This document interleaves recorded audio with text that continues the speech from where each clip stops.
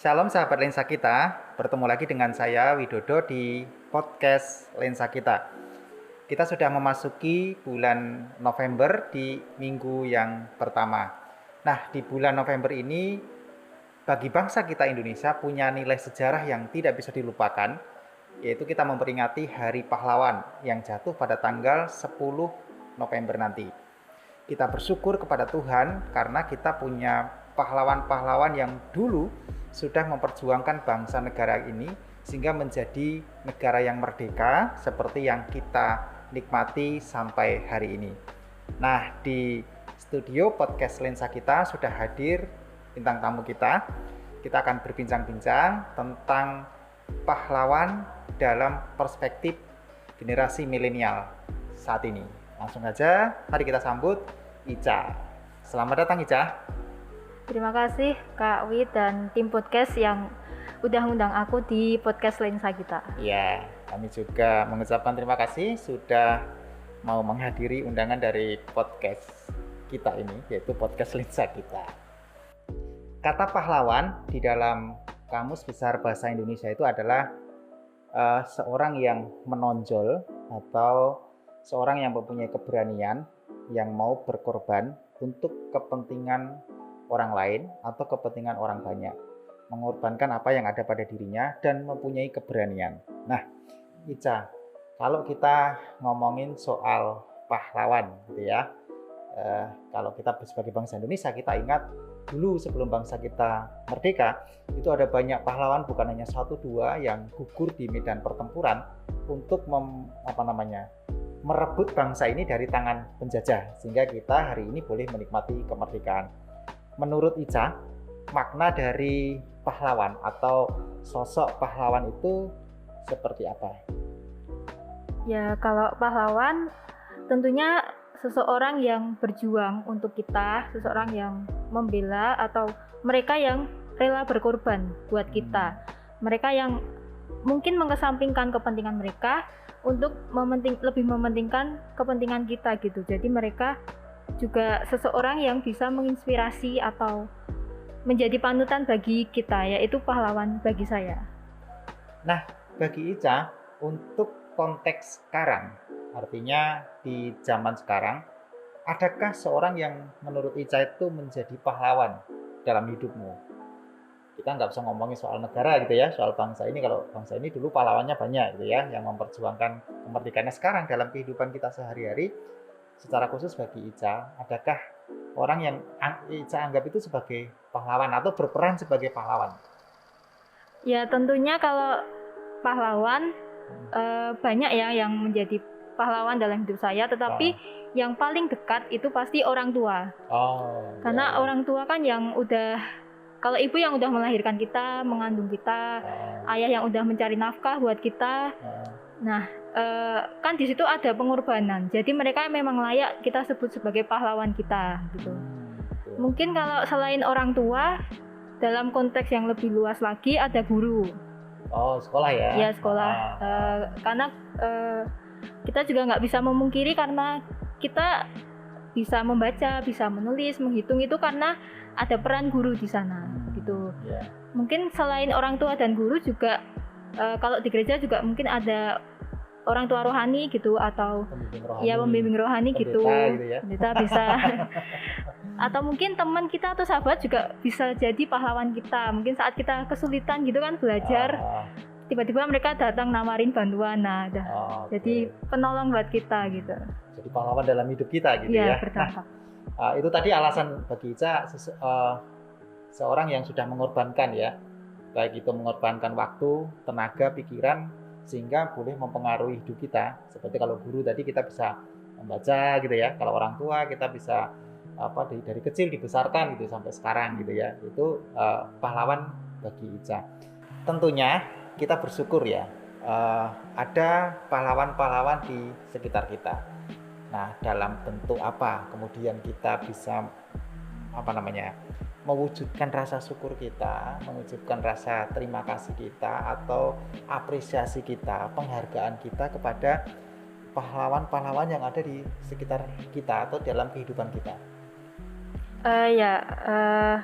Untuk untuk wujud syukur itu kan pasti banyak yang bisa kita lakukan. Dari hal yang paling gampang aja itu dengan cara kita mendoakan mereka gitu. Gitu.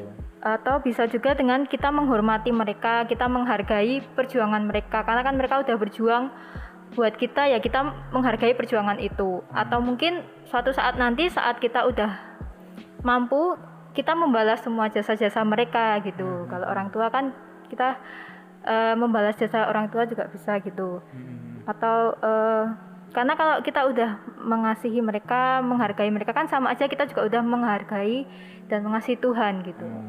Jadi ada korelasinya ya antara kita mengasihi orang tua, mengasihi orang-orang yang punya jasa baik dalam hidup kita dengan bentuk wujud mengasihi Tuhan gitu ya. Jadi itu memang nggak bisa terpisahkan ya. Ya benar. Menarik. Jadi apa yang kita lakukan dalam kehidupan sehari-hari itu sebenarnya mencerminkan juga kasih kita kepada Tuhan ya.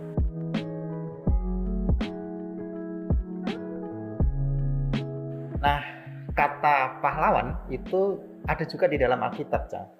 Kalau kita coba kita buka di dalam Mazmur pasal 127 ayat yang keempat, saya akan bacakan dari Mazmur 127. Ayat yang keempat demikian. Seperti anak-anak panah di tangan pahlawan, demikianlah anak-anak pada masa muda. Nah, kita terutama Ica ini masih muda ya. Kalau saya ini sudah pernah muda. Kalau Ica kan sekarang masih muda, kalau saya pernah muda gitu ya. Nah, kalian yang masih muda itu diumpamakan seperti anak panah di tangan pahlawan. Artinya seorang pahlawan itu nantinya akan melepaskan anak panah itu menuju kepada sasaran. Nah, bagi kalian, bagi Ica yang masih muda itu sasarannya adalah masa depannya gitu kan, hari depan dan lain sebagainya. Nah, gimana sih Ca meresponi atau menanggapi firman Tuhan ini menurut perspektif Ica secara pribadi? Ya kalau di Mazmur ini kita anak-anak muda kan diibaratkan sebagai anak panah. Betul. Dan pahlawan di sini itu bisa siapa saja, bisa orang tua atau tadi pahlawan-pahlawan yang sudah berjasa dalam hidup kita.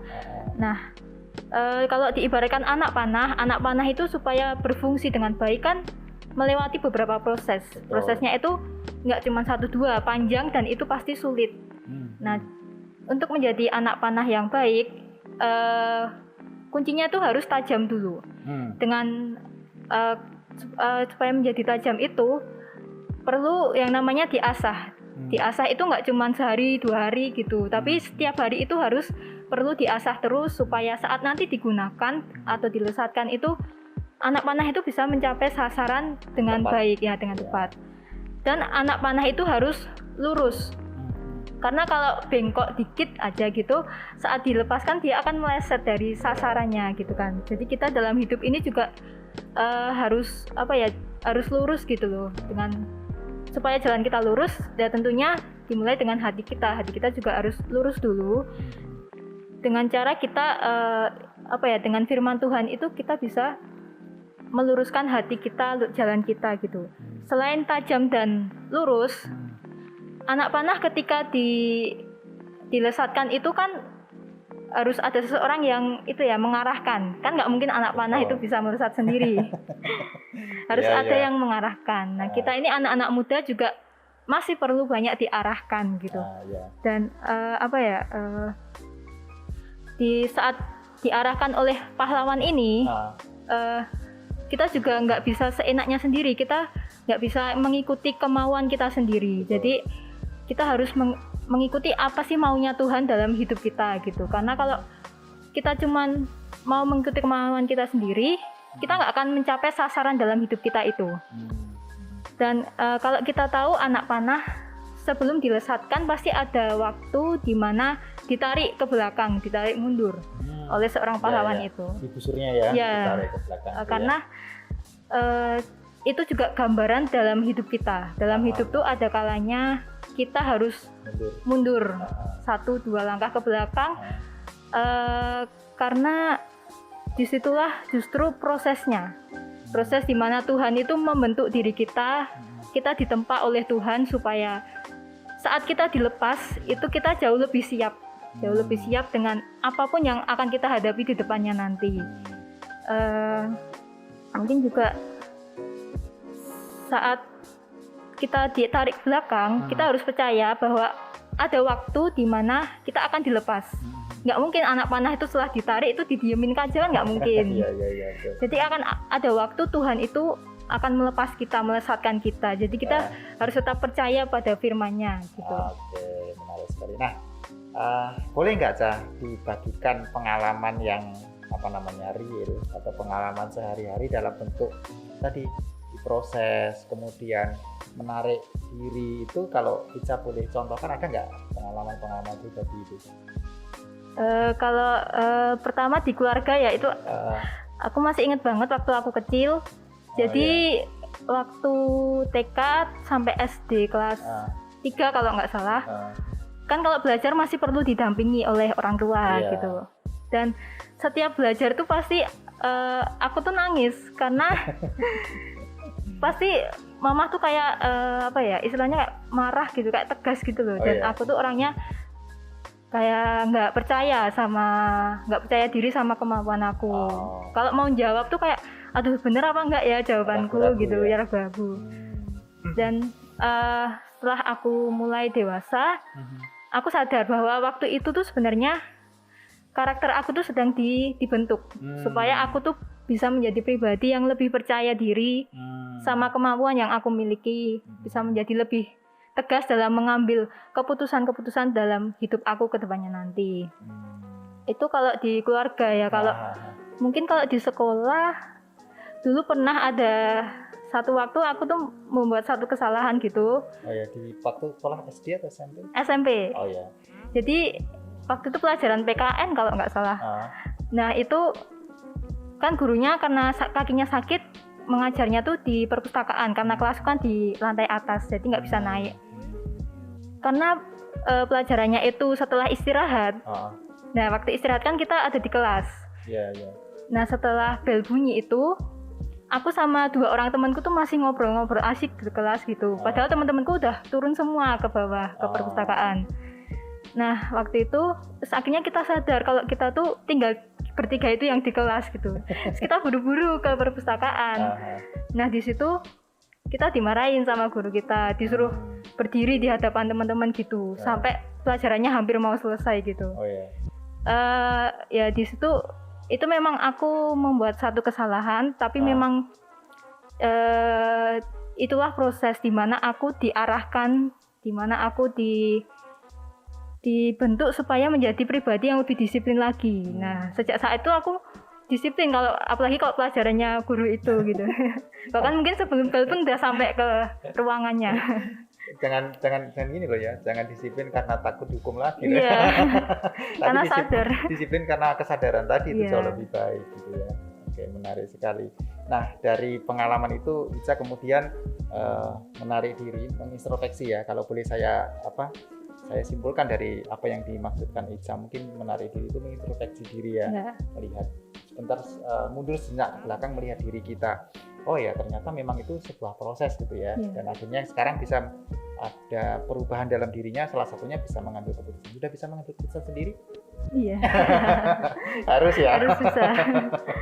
Karena semakin hari semakin dewasa dan harus dituntut untuk boleh menentukan keputusan untuk diri kita sendiri. Nah, bagi Ica, untuk anak-anak muda sekarang, generasi kalian, generasi milenial gitu ya, atau generasi digital, atau apalagi istilahnya generasi Z dan apalah sebutan-sebutan untuk anak-anak zaman now gitu ya. Nah, masih perlukah memiliki figur pahlawan atau kemudian mengidolakan, atau bagaimana, perlukah untuk usia-usia kayak kalian zaman sekarang ini? Ya menurut saya itu perlu juga karena dengan kita punya figur pahlawan dalam hidup kita itu, kita tuh punya role model, punya panutan gitu. Patron ya. Ya, kalau jadi dengan figur yang kita miliki itu, kita bisa mengambil nilai-nilai positif dari orang itu, supaya kita boleh belajar, boleh kita jadikan teladan, kita eksplorasi lebih lagi dan kita kembangkan dalam hidup kita untuk menghadapi kemungkinan-kemungkinan yang akan datang di masa depan nanti. Gitu. Ya, tetapi memang Kemudian jangan terjebak kepada, kalau anak-anak sekarang kan karena dalam proses pencarian jati diri kemudian mengidolakan sesuatu dan tidak selektif gitu ya. Iya. Pokoknya mengidolakan, yang penting itu terkenal kemudian diidolakan. Padahal yang saya setuju dengan apa yang disampaikan Ica, bahwa mengidolakan itu mengambil nilai-nilai yang positif, kemudian bisa kita terapkan dalam diri kita bisa mengembangkan diri kita. Gitu. Keren sekali.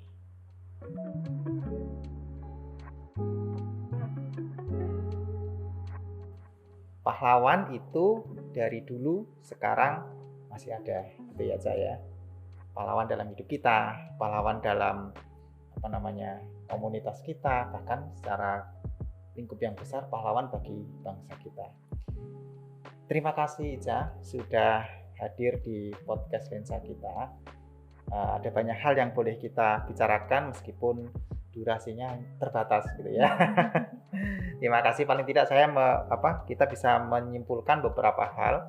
Yang pertama, bahwa pahlawan itu menurut Ica adalah orang-orang yang punya jasa dalam hidup kita.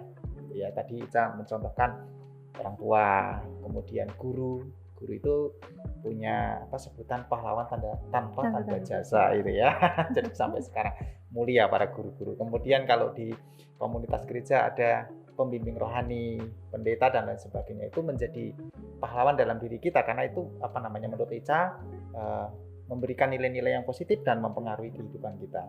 Bagi generasi zaman now sekarang ini masih perlu sosok pahlawan menurut Ica, karena ada patron yang jelas, ada figur yang boleh diambil nilai-nilai positifnya, kemudian boleh dikembangkan dan menjadikan diri kita semakin bertumbuh, semakin menjadi dewasa dan menjadi pribadi yang berguna tentunya, gitu ya.